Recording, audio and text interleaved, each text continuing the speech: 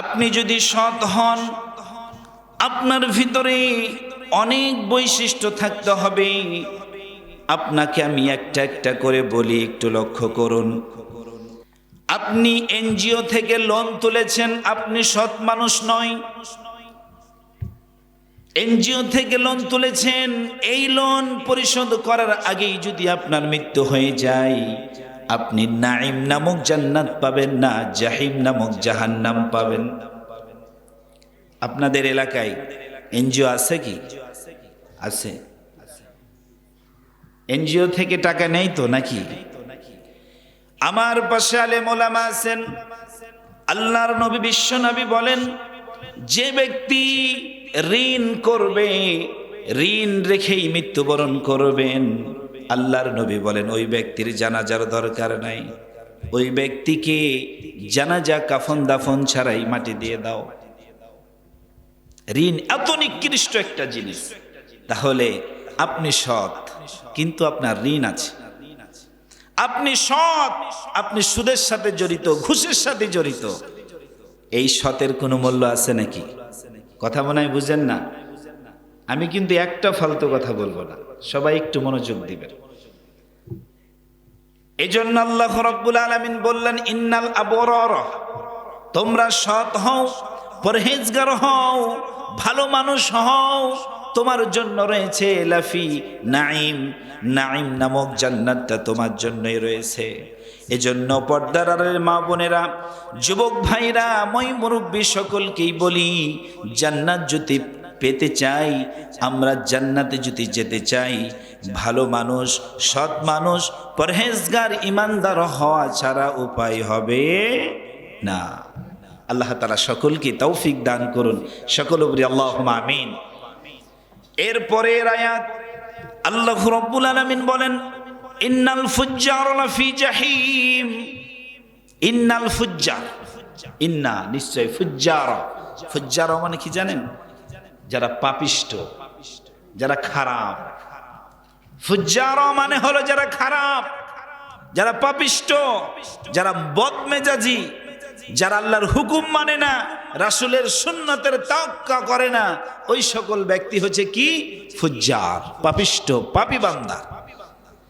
এজন্য আমি বলি, যে সমস্ত ব্যক্তি পাপিষ্ট, গান বাজনা শুনেন, অশ্লীল নেকেড ভিডিও দেখেন, মেয়েদের দিকে অশ্লীল দৃষ্টিতে তাকিয়ে থাকেন, মনের ভিতরে মেয়েদেরকে নিয়ে খারাপ আকাঙ্ক্ষা করতে থাকেন, আপনাকে আমি বলি, ইন্নাল ফুজ্জার, আপনি পাপিষ্ট, অতি দ্রুত এটা ছেড়ে দেন, না হলে আপনার জন্য রয়েছে কি? লাফি জাহিম, জাহিম নামক জাহান্নাম। এজন্য আল্লাহ রাব্বুল আলামিন কি এই জাহিম নামক জাহান্নাম আমাদের জন্য, যদি আমরা পাপের কাজে নিয়ে যেতে থাকি, আল্লাহ তাআলা সকলকে ফুজ্জার অর্থাৎ পাপিষ্ট, পাপী বান্দা থেকে মুক্তি দান করুক, সকল বলি আল্লাহুম্মা আমিন। সম্মানিত উপস্থিতি, লক্ষ্য করুন, সূরা মুদ্দাসসির আল্লাহ রাব্বুল আলামিন বলছেন, সাকার, সাকার নামক একটা জাহান্নাম আছে। এই সাকার নামক জাহান্নামী ব্যক্তিদেরকে আল্লাহ রাব্বুল আলামিন হাদিসের ভিতরে দুইটা কথা, এক নাম্বার ফেরেশতারা জিজ্ঞাসা করছে, দুই নাম্বার জান্নাতীরা জিজ্ঞাসা করছেন। দুইটা বর্ণনা, জান্নাতি অথবা ফেরেশতারা জিজ্ঞাসা করছেন কাকে? সাকার নামক জাহান্নামের অধিবাসীদেরকে জিজ্ঞাসা করছেন, বলছেন, ও সাকার নামক জাহান্নামের অধিবাসীরা, দুনিয়াতে কি এমন করলা, দুনিয়াতে কি এমন খারাপ কাজ করলা, যেই খারাপ কাজের কারণে আজকে তোমাদেরকে সাকার নামক জাহান্নামের ভিতরে পড়তে হচ্ছে? সাকার নামক জাহান্নামের ব্যক্তিরা তিনটা কথা বললেন। কয়টা? শিখতে হবে, শিখার জন্য বসেছি না ইনশাআল্লাহ। কয়টা কথা বললেন? তিনটা। তিনটা অপরাধের কারণে আমি আজ জাহান্নামে। এক নাম্বার কি? ক্বালু লাম নাকু মিনাল মুসাল্লিন, আমি মুসল্লি ছিলাম না। এটা মসজিদ না? মসজিদের উন্নতি কল্পে জালসা না? এখানে যারা বসে আছেন, কে কে মুসল্লি? হাত তুলেন। মিথ্যা কথা বলা যাবে না। মুসল্লি কে কে? ক্বালু লাম নাকু মিনাল মুসাল্লিন, আমরা মুসল্লি, আলহামদুলিল্লাহ বলি। ওই সাকার নামক জাহান্নামের অধিবাসী বলছে, ক্বালু লাম নাকু মিনাল মুসাল্লিন, আমি মুসল্লি ছিলাম না। দুই নম্বরে বললেন, ওয়ালাম নাকু নুতইমুল মিসকিন, মিসকিনদেরকে আমি খেতে দিতাম না। মিসকিনদেরকে আমি তাড়িয়ে দিতাম, গরিব অসহায় এতিমদেরকে দেখলে আমাদের বিরক্ত লাগে। 3 নাম্বার হলো কুন্না নাখুযু মাআল খাইজিন, আমি খারাপদের সাথে চলতাম, খারাপদের সাথে আমার সঙ্গ, খারাপরা আমার বন্ধু ছিল। এই 3টা কারণ, এই 3টা কারণের কারণে আজকে আমি কোথায়? জাহান্নামে।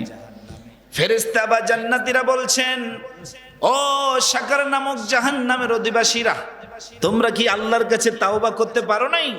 তাওবার কি সময় পাও নাই? সাকার নামক জাহান্নামের অধিবাসীরা বললেন, হাত্তা আতানাল ইয়াকিন, আমি ক্ষমা চাইতাম, ক্ষমা চাওয়ার আগেই আল্লাহ তাআলা আমার মৃত্যু দিয়ে দিয়েছেন। আল্লাহু আকবার। তাহলে জাহান্নামের অধিবাসী কয়টা কারণে জাহান্নামে আছেন? 3টা। 1 নাম্বার কি? তারা মুসল্লি ছিল না। তাহলে যে সমস্ত যুবক ভাইয়েরা মুসল্লি না, তারা প্রস্তুত থাকুন সাকার নামক জাহান্নামের অধিবাসী হওয়ার জন্য। 2 নাম্বার কি? মিসকিনদেরকে তারা খেতে দিত না। 3 নাম্বার কি? তাদের সঙ্গ ছিল কি? খারাপ। এই সমস্ত মানুষকে ফেরেশতারা বলছে, তোমরা তাওবা করলা না?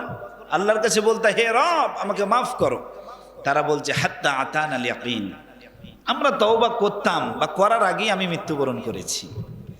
এজন্য যে সমস্ত যুবক ভাই, যুবতী বোন, যে সমস্ত মুরব্বী চিন্তা করেন আমার মৃত্যু তো অনেক দেরি, অনেক সময় আছে আমার মৃত্যু হতে, আর কিছুদিন পর তাওবা করব, আর কিছুদিন পর তাওবা করব, এরকম চিন্তা ভাবনা যে সমস্ত যুবক ভাইরা করেন, আপনার জন্যই বাক্য হলো হাত্তা আতানাল ইয়াকিন। হয়তো তাওবা করার সুযোগ পাবেন না, তার আগে আপনার কি হয়ে যাবে? মৃত্যু হয়ে যাবে। আজকে দেখলেন লঞ্চের উপরে সুন্দর একটি বাসের সকল যাত্রীরা ভাবছিল কি, যদি মরণ হয় হাত ভাঙবে, পা ভাঙবে, রক্তাক্ত হবে, এভাবে হয়তো অ্যাক্সিডেন্টে মারা যাব। তারা কখনোই ভাবে নাই যে পানিতে ডুবে মারা যাবে। তারা পানিতে ডুবে মারা যায় নাই। ছোট থেকে, শিশু থেকে যুবক, মুরব্বী মারা গেল। আল্লাহ আল্লাহ। তাদের মৃত্যুর বয়স হয়েছিল? মুরব্বী বলেন, তাদের কি মৃত্যুর বয়স হয়েছিল? কেন মৃত্যুবরণ করলো? কারণ মৃত্যুর কোনো বয়স নাই, মৃত্যুর কোনো সময় নাই, মৃত্যুর কোনো ক্ষণ নাই। রাহুল বুখারী মুত্তাফাকুন আলাইহি, মুসলিমের মধ্যেও আছে। আল্লাহর নবী, বিশ্ব নবী সাহাবীদেরকে জিজ্ঞাসা করছেন, ও সাহাবীরা, তোমরা বলো তো তোমাদের মৃত্যু তোমাদের কত দূরে? কত সুন্দর কথা, তোমাদের মৃত্যু তোমাদের থেকে কত দূরে? সাহাবীদের ভিতরে একজন সাহাবী দাঁড়িয়ে গিয়ে বললেন, ইয়া রাসূলুল্লাহ, আমি মনে করি আমার মৃত্যু 1 রাকাত নামাজ পড়েছি, আর 1 রাকাত নামাজ পড়তে পারবো না, এর আগেই আমার মৃত্যু হয়ে যাবে। আল্লাহর নবী এই কথা শোনার পরে রাগে চোখটা লাল হয়ে গেল। রাগী কণ্ঠে আল্লাহর নবী বললেন, দুনিয়া তোমাকে গ্রাস করে নিয়েছে, দুনিয়ার মধ্যে তুমি ঢুকে গেছো, এই কারণে তুমি মৃত্যুকে এত দূরে ভাবছো। আচ্ছা বলেন, সাহাবী কি খুব দূরে মনে করেছিল? 1 রাকাত নামাজ পড়েছি, আর 1 রাকাত পড়তে পারবো না, আমার মৃত্যু হবে। তিনি তো 1 দিন বা 1 ঘন্টার কথা বলে নাই। তারপর আল্লাহর নবী রেগে গেলেন। আর একজন সাহাবী দাঁড়িয়ে গিয়ে বললেন, ইয়া রাসূলুল্লাহ, আমি মনে করি আমার মৃত্যু, একদিকে সালাম ফিরেছি, আর একদিকে সালাম ফিরতে পারবো না, এর আগেই আমার মৃত্যু হয়ে যাবে। আল্লাহর নবী মুচকি হেসে বললে, বালা, হ্যাঁ তুমি সঠিক বলেছ। এজন্য যে সমস্ত যুবক ভাইয়েরা মনে করেন দাড়িটা বের হোক তারপর নামাজ ধরবো, বিয়ে করি তারপর নামাজ ধরবো, দাড়িটা সাদা হোক তারপর নামাজ ধরবো, নাতি নাতনি হোক তারপর নামাজ ধরবো, তোমাকে বলি যুবক ভাই, মৃত্যুর কোনো সময় নাই, মৃত্যুর কোনো ক্ষণ নাই, মৃত্যুর কোনো প্রকারের প্রস্তুতি নিতে হবে না, যে কোনো সময় মৃত্যু তোমার কাছে চলে আসবে। এই জন্য আজ থেকেই তাওবা করো, বলো আস্তাগফিরুল্লাহ, আস্তাগফিরুল্লাহ, আস্তাগফিরুল্লাহ আল্লাযী লা ইলাহা ইল্লা হুয়াল হাইয়ুল কাইয়্যুম ওয়া আতুবু ইলাইহি। যুবক ভাই, যুবতী বোন, মই মুরব্বী, চোখের পানি ছেড়ে আল্লাহর কাছে তাওবা বেশি বেশি পাঠ করেন, আল্লাহ তাআলা যদি আপনাকে আমাকে ক্ষমা করে দেয়, আমাদের এই কৃতকর্ম পাপগুলোকে যদি ক্ষমা করে দেয়, আল্লাহ তাআলা খুশি হয়ে হয়তো আমাদেরকে জান্নাত দিতে পারে। আল্লাহর কাছে আমরা তাওবা করব, বেশি বেশি তাওবা করব, বলি ইনশাআল্লাহ। বেশি বেশি তাওবা করব, বলি ইনশাআল্লাহ। আল্লাহ তাআলা তৌফিক দান করুন সকল উপরে, আল্লাহুম্মা আমিন। যে সমস্ত ভাই নামাজ পড়েন না তাদের জন্য কিছু আপ্যায়ন। যুবক ভাই, যে সমস্ত মানুষ আমরা নামাজ পড়ি না তাদের জন্য আল্লাহ তাআলা জাহান্নামে কিছু আপ্যায়ন রেখেছে। আপনারা শুনতে চান? শুনতে চান না ইনশাআল্লাহ? আচ্ছা, যে সমস্ত মা নামাজ পড়েন না আপনাদের জন্য আল্লাহ তাআলা স্পেশাল কিছু খাবার রেখেছে, সেগুলো তো জানতে হবে, জানতে হবে না? আল্লাহর নবী, বিশ্ব নবী সাহাবীদেরকে বলেছেন, আল্লাহ রাব্বুল আলামিন সূরা নাবা 21 থেকে 26 নম্বর আয়াত, আল্লাহ রাব্বুল আলামিন বলছেন, ইন্না জাহান্নামা কানাত মিরসাদা, ইন্না জাহান্নাম, নিশ্চয়ই জাহান্নাম, কানাত মিরসাদা, অপেক্ষায় আছে। কি আছে? অপেক্ষায়। কি অপেক্ষায়? এই বেনামাজিরা মর, তোকে আমি গ্রাস করব। এই সুদখোরেরা মর, তোকে আমি গ্রাস করব। হে অশ্লীল গান বাজনা শুননেওয়ালা ব্যক্তিরা, তোরা মর, তোকে আমি গ্রাস করব। দিনের পর দিন নামাজ ছেড়ে দিয়েছিস, তুই মর, তোকে আমি গ্রাস করব। কে বলছে? কে বলছে? ইন্না জাহান্নাম, নিশ্চয় জাহান্নাম বলছে, কানাত মিরসাদা, তুই মর, তোকে আমি গ্রাস করব। আচ্ছা বলুন, জাহান্নাত আপনাকে গ্রাস করবে, গ্রাস করার পর আপনার জন্য কি রয়েছেন? সম্মানিত উপস্থিতি, লক্ষ্য করুন, ইল্লা হামিমাও ওয়া গাসসাকা, ইল্লা হামিমাও ওয়া গাসসাকা, আপনাকে প্রথম নাম্বার আপ্যায়ন করবে। সে আপ্যায়নটার নাম কি বলুন তো? রেস্টুরেন্ট খেতে গেছেন, কে কে হাত তুলেন? খুব গুরুত্বপূর্ণ কথা। হোটেলে কে কে খেতে গেছেন? হাত তুলেন। একটু বোঝানোর জন্য বলছি, গেছেন, মাশাআল্লাহ। দামি হোটেলগুলোতে যদি আপনারা খেতে যান, আপনাকে ওয়েলকাম ড্রিঙ্কস দেয়। প্রথমে একটু কি ওয়েলকাম ড্রিঙ্কস দেয় না? একটা শরবত দেয়, খাবেন, তারপর টেবিলে বসে আপনি অর্ডার করবেন। জাহান্নাম আপনাকে ওয়েলকাম করলে, হে বেনামাজি মর, তোকে আমি গ্রাস করব। এবার ওয়েলকাম ড্রিঙ্কস হিসাবে আপনাকে দিবে পুজ এবং পচা রক্ত। কি দিবে? কি দিবে? একটু মুখে বলেন বাবা। পুজ এবং পচা রক্ত। খাবার খাওয়া যাবে? খেতে পারা যাবে? সম্ভব? তাহলে নামাজ ছাড়া যাবে? ঘুষ খাওয়া যাবে? সুদ খাওয়া যাবে? অন্যায় করা যাবে? আল্লাহর হুকুম অমান্য করা যাবে? রাসূলের সুন্নাত ছাড়া যাবে? যদি ছাড়া যায় তাহলে এটা খেতে হবে। এখন আপনারা ঠিক করেন, পুজ এবং পচা রক্ত খাবেন না আপনি এগুলো মানবেন? তাহলে আল্লাহ রাব্বুল আলামিন সুন্দর করে বললেন কি? ইল্লা হামিমা ওয়া গাসসাকা, প্রথম নাম্বার খাবার আপনাকে পুজ এবং পচা রক্ত খেতে দিবে। আপনি পুজ এবং পচা রক্ত খাবার পরে আরেকটা দ্বিতীয় নাম্বার খাবার দিবে, সেটা কি? একটা ফল। যে ফলের গতরে কি রয়েছে? শরীরে কি রয়েছে? কাঁটা। আপনি খিদার জ্বালা সহ্য করতে পারবেন না, ফলটি হাতে পাওয়ার পরই মুখে দিবেন, গিলে ফেলবেন, এই গলার ভিতর আটকে যাবে, গিলতেও পারবেন না, বের করতেও পারবেন না। কত কষ্ট বলুন। 2 নাম্বার আপ্যায়ন। 3 নাম্বারে আল্লাহ রাব্বুল আলামিন বললেন, 3 নাম্বারে তাকে আপ্যায়ন করবেন পানি, বলবেন পানি পানি পানি দাও।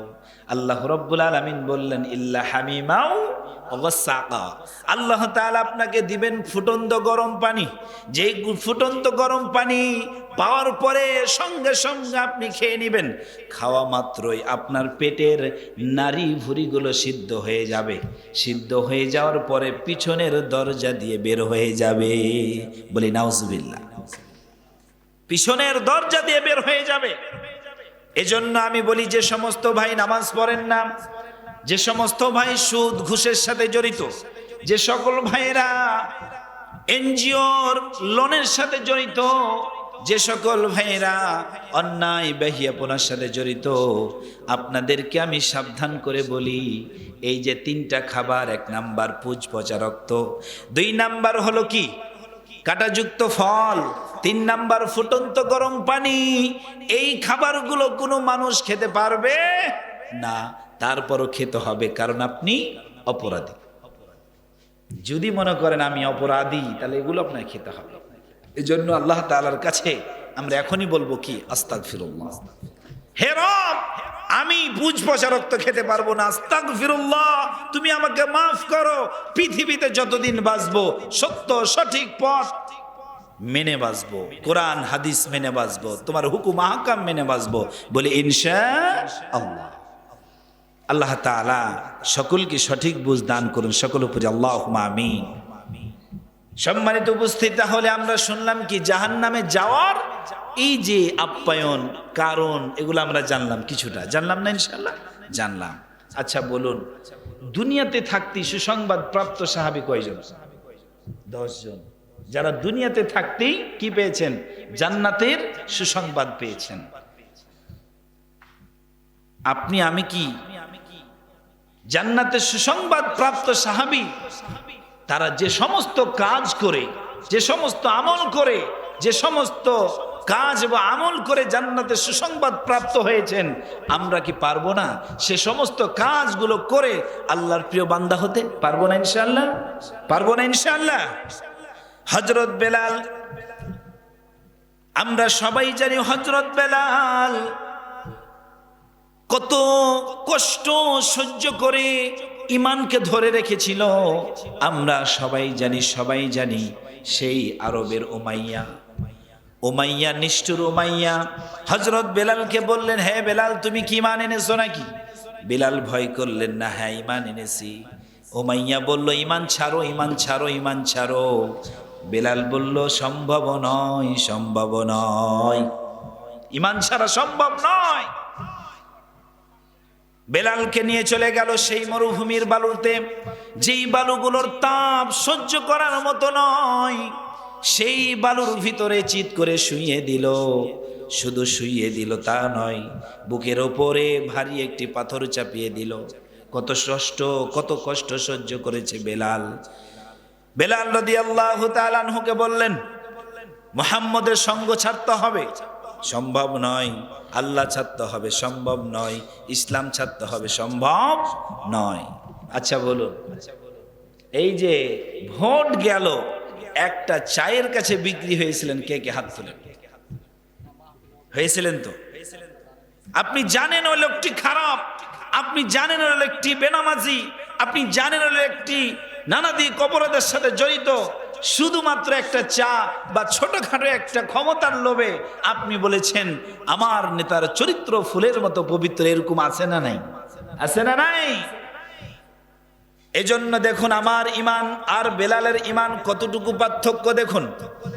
মরুভূমির সেই উত্তপ্ত বালির ভিতরে ঈমান ছাড়ে নাই, বুকের ভিতরে সেই ভারী পাথর দিয়েছে, তারপরে ঈমান ছাড়ে নাই, ঈমান ছাড়ে নাই। আর আমরা একটা সিগারেটের কাছে ঈমান ছেড়ে দিই, একটা জর্দা দিয়ে পানের কাছে ঈমান ছেড়ে দিই, ছাড়ি না। একটা চায়ের কাছে ঈমান ছেড়ে দিই, একটা সুন্দরী নারীকে কেন্দ্র করে ঈমান ছেড়ে দিই। আল্লাহ, চিন্তা করুন আমাদের ঈমান আর তাদের ঈমানের ভিতরে কতটুকু পার্থক্য। এজন্য সমস্ত আমরা সবাই একটা কথাই জেনে রাখবো, সেই কথাটি হলো কোনো কিছুর বিনিময়ে ঈমান দেওয়া যাবে না। ইনশাআল্লাহ বলি, ইনশাআল্লাহ।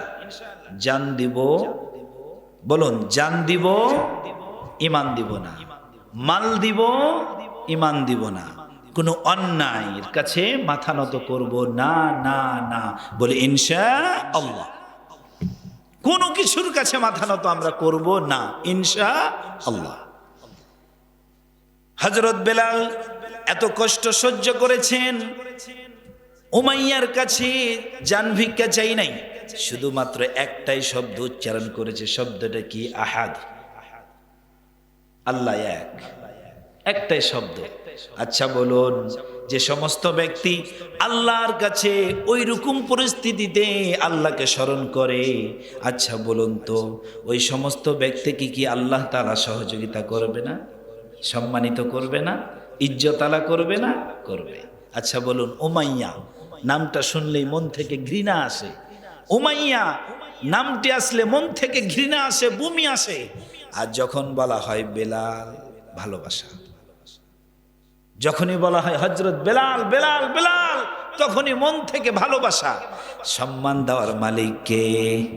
ইজ্জত দেওয়ার মালিক কে? তাহলে বেলাল, হযরত বেলাল রাদিয়াল্লাহু তাআলা আনহু কষ্ট সহ্য করে একমাত্র আল্লাহর প্রতি আস্থা বিশ্বাস রাখার জন্য সেই আল্লাহ হযরত বেলালের সম্মান ইজ্জত বাড়িয়ে দিলেন, বলি সুবহানাল্লাহ। এই জন্য আমরা যারা এখানে বসে আছি, আমরাও যদি ঈমান গঠন করার জন্য, জান্নাত পাওয়ার জন্য এই পৃথিবীর সকল কিছু মেনে নিতে পারি, আল্লাহ তাআলা আমাদের মান ইজ্জত বাড়িয়ে দিবে না? দিবে না? দুনিয়াতেও দিবে, আখিরাতেও দিবে, বলি ইনশাআল্লাহ, বলি ইনশাআল্লাহ। এই জন্য আজ থেকে আমরা সবাই ঈমানকে মজবুত করার জন্য, ঈমানকে সুন্দর করার জন্য সদা সর্বদা চিন্তা ভাবনা করব ইনশাআল্লাহ, বলি ইনশাআল্লাহ। আল্লাহ তাআলা তৌফিক দান করুন, সকলে বলি আল্লাহুম্মা আমিন। সম্মানিত উপস্থিতি, আমাদের বাংলাদেশ সোনার বাংলাদেশ, সবুজ শ্যামল বাংলাদেশ। এই সবুজ শ্যামল বাংলাদেশের রাজনীতি আর আমার নবী বিশ্ব নবীর রাজনীতি কি এক? আমার নবী বিশ্ব নবী রাজনীতি শুরু করেছে মসজিদ থেকে, আর এই সোনার বাংলাদেশ, সবুজ শ্যামল সোনার বাংলাদেশের রাজনীতি শুরু হয় কি দিয়ে? নোংরামি দিয়ে, মিথ্যা কথা দিয়ে, বেহিয়াপনা দিয়ে আর অশ্লীলতা দিয়ে। বলুন কথা ঠিক না বেঠিক? এই জন্য যে সমস্ত মানুষ বলেন রাজনীতি রাজনীতি রাজনীতি, যে রাজনীতি আমার নবী করেছেন সে রাজনীতি আমি চাই, আর যে রাজনীতি নোংরা রাজনীতি সে রাজনীতি আমি চাই না, ইনশাআল্লাহ। আমার নবী বিশ্ব নবী দেখেন রাজনীতি কিভাবে করেছেন। আমি মিজানুর রহমান বা মরহুম দেলোয়ার হোসেন সাইদি সাহেব মৃত্যুবরণ করেছেন। তিনি এই মাইকের ভিতরে বলেছেন নামাজ নামাজ নামাজ নামাজ। 40টি বৎসর বা তার বেশি সময় এই নামাজের কথা বলেছেন। আমাদের চাঁপাইনবাবগঞ্জের নক্ষত্র আব্দুর রাজ্জাক বিন ইউসুফ সাহেব নামাজ নামাজ নামাজ বলে, বলে না? বলে। আমি বলি আব্দুর রাজ্জাক বিন ইউসুফ সাহেব বলুক আর দেলোয়ার হোসেন সাইদি সাহেব বলুক, এটা আমরা অনুরোধ করি, ভাই নামাজ পড়ো, নামাজ পড়িও, নামাজ পড়িও। আমাদের অনুরোধ করা ছাড়া উপায় নাই, এতটুকু পাওয়ার আমার দেওয়া নাই। কিন্তু একটা দেশের নেতা, একটা দেশের প্রেসিডেন্ট যদি তার সিটে বসে বলে, তার গদিতে বসে বলে নামাজ বাধ্যতামূলক, নামাজ বাধ্যতামূলক, নামাজ যে ছেড়ে দিবে তার শাস্তি হবে, আচ্ছা বলুন তো তার একটা কথাই নামাজি বাড়বে না কমবে? বাড়বে না কমবে? বাড়বে না? বাড়বে। কিন্তু 16টি বৎসর এক কুলাঙ্গারকে দেখেছি, আরেকটা নতুন এসেছে। আমি দোয়া করি হে রব্বে কারীম এই নতুনদেরকে ইসলাম মোতাবেক দেশ চালা তৌফিক দাও, সকলে বলি আল্লাহুম্মা আমিন। হে রব তাকে জ্ঞান দাও, হে রব তাকে তুমি হেদায়েতের আলো দাও, যে আলোতে বাংলাদেশের সবুজ শ্যামল দেশটাকে একেবারে কোরআনের আলোয় আলোকিত করতে পারে, সকলে বলি আল্লাহুম্মা আমিন। আমরা এর চাইতে বেশি কিছু চাই না। রিক্সা চালক রিক্সা চালিয়ে খাবে, ইমাম ইমামতি করে খাবে, পায় জমি নিড়িয়ে খাবে, চাকরিজীবী চাকরি করে খাবে, কেউ কোনো সরকার কাউকে বসিয়ে বসিয়ে খাওয়াবে না। এই জন্য আমরা মুসলিম, আমাদের একটাই দাবি, দেশ চলতে হবে কোরআন দিয়ে, দেশ চলতে হবে আল্লাহর রসুলের আইন দিয়ে, আল্লাহর আইন দিয়ে ইনশাআল্লাহ। আল্লাহ তাআলা তৌফিক দান করুন, সকলে বলি আল্লাহুম্মা আমিন। সম্মানিত উপস্থিতি, তাহলে আজকে আমরা জানলাম আয়াতের দ্বারা কি জানলাম? যে ইন্নাল আবরার, সৎ মানুষ, ভালো মানুষ কোথায় যাবে? জান্নাতুন নাঈম, জান্নাতুন নাঈমে যাবে। ইন্নাল ফুজ্জার, খারাপ মানুষ জাহিম নামক জাহান্নামে যাবে। ছোট্টভাবে আমি শেষ করি। তারপরে আমরা জানলাম সাকার নামক জাহান্নামে যাবে 3 জন ব্যক্তি। 1 নাম্বার কি? যারা নামাজ পড়ে না। 2 নাম্বার কি? যারা মিসকিনদেরকে ভিক্ষা দেয় না। 3 নাম্বার কি? যাদের সঙ্গ খারাপ, বন্ধু খারাপ, যারা বেহিয়াপনা বন্ধু করে। এই সকল ব্যক্তি কোথায় যাবে? সাকার নামক জাহান্নামে যাবে। তারপরে আমরা জানলাম জাহান্নামের 3টা আইটেম সম্পর্কে। 1 নাম্বার ওই সমস্ত বেনামাজি বেহিয়া মুসলমান যারা আল্লাহকে মানে না, রাসূলকে মানে নাই, তারা প্রথম নম্বরে পুজ পচা রক্ত খাবে, 2 নম্বরে কাঁটাযুক্ত খাবার খাবে, 3 নম্বরে কি খাবে? ফুটন্ত গরম পানি খাবে। এই কথাগুলো কি মনে থাকবে আপনার? মনে থাকবে? এই যে আলেম ওলামা পাশে আছে, আল্লাহর কসম করে বলি, কোন আল্লাহর বান্দার যদি এই কথাটি মনে থাকে, তার সুদের দিকে পা দেওয়া সম্ভব হবে না। যদি কাউরি মনে থাকে এই কথাগুলি, জেনার দিকে যাওয়ার তার সাহস থাকবে না। কিন্তু কি জানেন, আমরা এগুলো মনে রাখি না। আমরা মৃত্যুবরণ করবো এটাই তো আমাদের মনে থাকে না। আমরা 5 বছর মেয়াদি লোন তুলি, তার মানে আমি 5 বছর বাঁচছি, এটা গ্যারেন্টি। বুঝছেন? 5 বছর বাঁচবো এটা গ্যারেন্টি, এই জন্য 5 বছর মেয়াদি লোন তুলি। কি গদ্ধব মানুষ আমরা, চিন্তা করুন। আল্লাহ তাআলা সকলকে সঠিক বুঝ দান করুন, সকল উপরে আল্লাহুম্মা আমিন। আল্লাহ তাআলা সকলকে এই জাহান্নামের ভয়ানক আযাবগুলো প্রতিনিয়ত স্মরণ রাখার তৌফিক দান করুন, সকল উপরে আল্লাহুম্মা আমিন। সম্মানিত উপস্থিতি, এবার মা বোনদের সম্পর্কে অল্প কিছু কথা বলবো ইনশাআল্লাহ। মা বোন আছেন তো? মা বোন আছেন তো? মা বোনদেরকে বলি, শুনুন মা বোন, আজকে সমাজে অনেক মা বোন আছে মেয়েদেরকে বিয়ে দিবে। মেয়েদেরকে কি দিবে? বিয়ে দিবে। মেয়েদেরকে বিয়ে দেওয়ার জন্য মা বোন, অর্থাৎ আমি মা বা আমি বাবা, আমার মেয়ের বিয়ের বয়স হয়েছে, আমার কি করা উচিত? সবাই আমার সাথে একটু কথা বলুন, কি করা উচিত? 1 নম্বরে নামাজি বানানো উচিত, পর্দাশীল বানানো উচিত, সুচরিত্রবান অধিকারী বানানো উচিত, আটকসুরি যে কাজগুলো শেখানো সেগুলো শেখা উচিত নাকি? তাহলেই সে ভালো জামাই পাবে, এরকম কিছু, তাই না? দুঃখজনক হলেও সত্য কথা, আজকালকাল মা বোনেরা মেয়েদেরকে বিয়ে দেওয়ার জন্য পর্দা, নামাজ, আখলাক, চরিত্র সুন্দর করে না। তারা মার্কেটে গিয়ে নাইট ক্রিম কিনে দেয়। কথা ঠিক না বেঠিক? আপনারা ঠিক বলেন অথবা নাই বলেন, এটাই কথা, সত্য কথা। নাইট ক্রিম মাখিয়ে দেয়। সেই নাইট ক্রিম মাখার পরে তার চেহারাটা উজ্জ্বল হয়ে যায়, সুন্দর হয়ে যায়, সাদা হয়ে যায়। সেই সাদা চেহারা দেখিয়ে তার মেয়ের বিয়ে দেয়। আচ্ছা বলুন তো, চরিত্র যদি সুন্দর না হয়, সাদা চামড়া নিয়ে কি ধুয়ে পানি খাবে? বলুন। আজকে তালাক বেশি না বিয়ে বেশি? তালাক বেশি। তালাক বেশি। কেন এত তালাক? কারণ হলো মা বোনরা তার সন্তানদেরকে সুচরিত্রবান, পদ্মাশীল, নামাজি বানায় না, সুচরিত্র জামাই পাওয়ার জন্য কি করায়? নাইট ক্রিম মাখায়। এজন্য যে সমস্ত মা বোনেরা পর্দার আড়ালে আছেন, আপনাকে আমি বলি, আপনার কন্যা সন্তান আল্লাহ আপনাকে দিয়েছেন, এই কন্যা সন্তানকে আপনি পর্দাশীল বানাবেন 1 নাম্বার, 2 নাম্বার নামাজি বানাবেন, 3 নাম্বার সুচরিত্রবান বানাবেন, 4 নাম্বার হলো আপনার মেয়েকে বাড়ির কাজকাম শেখাবেন। দেখবেন এই কন্যা যেই বাড়িতে যাবে সেই বাড়িটাকে আলোকিত করবে বলি ইনশাআল্লাহ। আজকে কি করে জানেন? বিয়ে দেওয়ার 10 দিনের পরেই শাশুড়ি ফোন দিয়ে বলে, হ্যালো বিয়াইন, আপনার মেয়ে তো রুটি বানাতে জানে না, আপনার মেয়ে তো ঝাড়ু দিতে জানে না, আপনার মেয়ে তো বাড়ি ঘর সাজাতে জানে না। ওপাশ থেকে বিয়াইন বলে, বিয়াইন শোনো, আমার মেয়েতে সমস্ত কাজ কোনোদিন করেনি, একটু শিখিয়ে নাও। কতটা নির্বোধ মা, কতটা নির্বোধ, অজ্ঞ, অশিক্ষিত মা। বিয়ে দিয়েছে, ঝাড়ু দিতে শেখায় নাই। বিয়ে দিয়েছে, শ্বশুর শাস্ত্রীকে সম্মান করা শেখায় নাই। বিয়ে দিয়েছে, সুচরিত্রবান বানাই নাই, ইত্যাদি ইত্যাদি। আচ্ছা বলুন, তালাক কি এমনি হচ্ছে? এমনি তো হয় না। এজন্য মা বোন, আপনাদের অনুরোধের সাথে বলি, আপনার মেয়েকে নাইট ক্রিম, সোনো পাউডারের সাথে সাথে পর্দা, নামাজি, সুচরিত্রবান বানান কাজগুলো শেখান। আপনার মেয়েকে কখনো তালাক দিয়ে পাঠাবে না। আপনার মেয়ে আপনার জামাইয়ের সংসারটাকে আলোকিত করবে বলে ইনশাআল্লাহ। আল্লাহ তাআলা সকল মা বোনকে এই কথাটা বুঝার তৌফিক দান করুন, সকল উপরে আল্লাহুম্মা আমিন। মা বোন, আপনাদেরকে আরেকটা ওসিয়ত।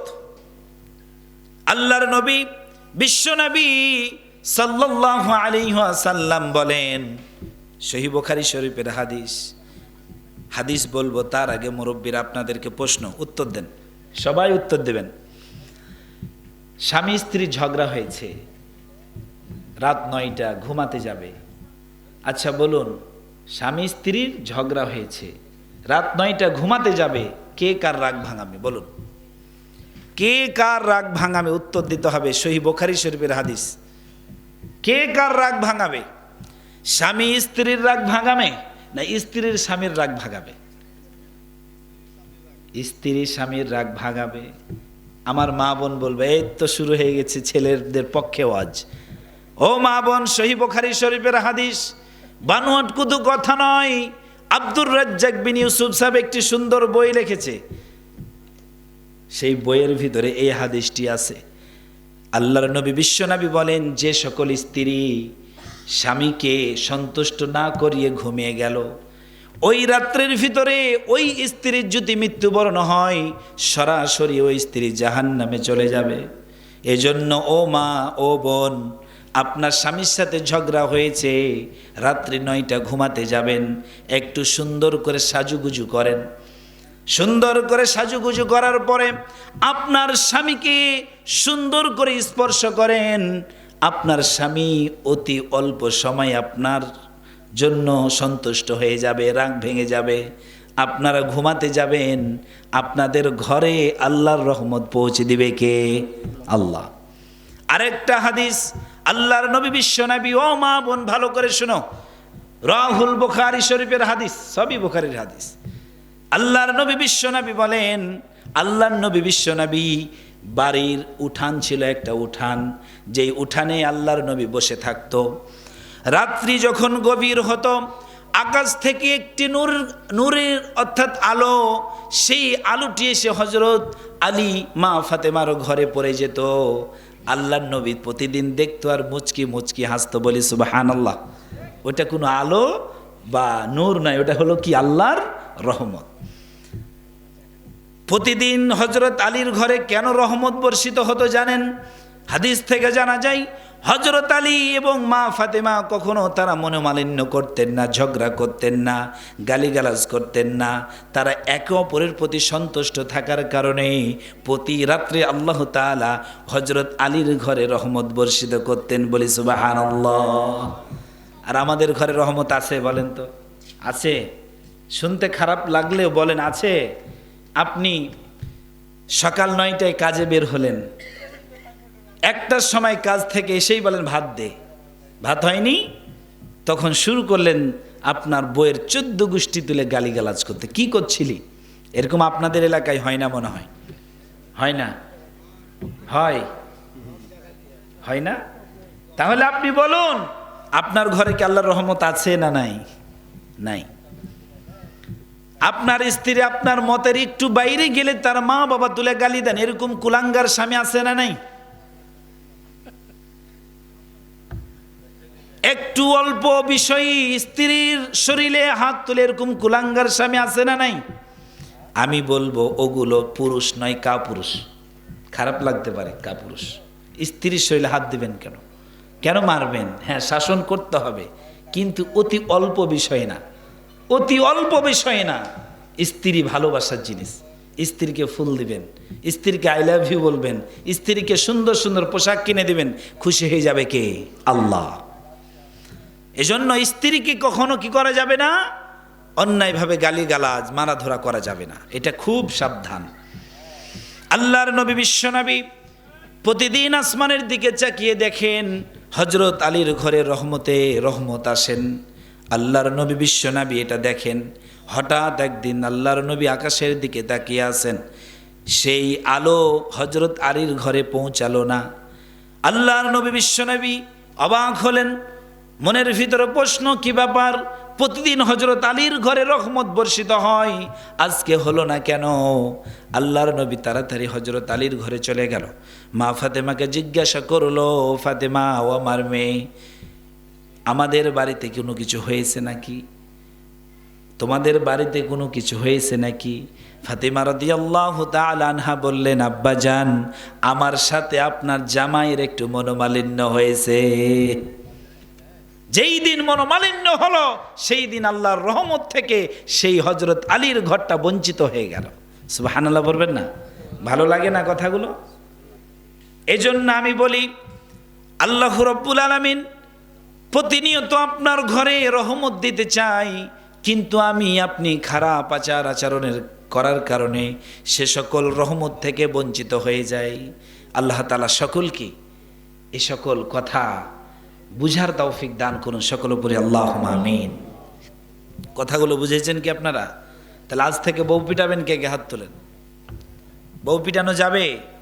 বউকে গালি দেওয়া যাবে? একটুতেই বউকে গালি দেন, কিন্তু বৎসরও একদিন বউকে ভালোবেসে একটা গোলাপ ফুল দেন না। কত বড়! একটুতেই গালি দিতে পারেন, কিন্তু বৎসর চলে যায় একটা আপনার বউকে খুশি করার জন্য একটা চকলেট, একটা ছোট গিফট, একটা ফুল বা একটা এমন বাক্য, যে বাক্যটা বললে আপনার স্ত্রী খুশি হয়ে যাবে, এগুলো আপনার মুখ দিয়ে বের হয় না। আপনার মুখে রস নাই, কষ নাই। কথা বুঝছেন? এগুলো খুব ভালো কথা, এগুলো মানতে হবে। এই ছোট ছোট ভুলের কারণে আপনার জান্নাত মিস হয়ে যেতে পারে। আল্লাহ তাআলা সকলকে এ সকল কথা বুঝার তৌফিক দান করুন সকল উপরে আল্লাহুম্মা আমিন। আল্লাহর নবী কি করতেন?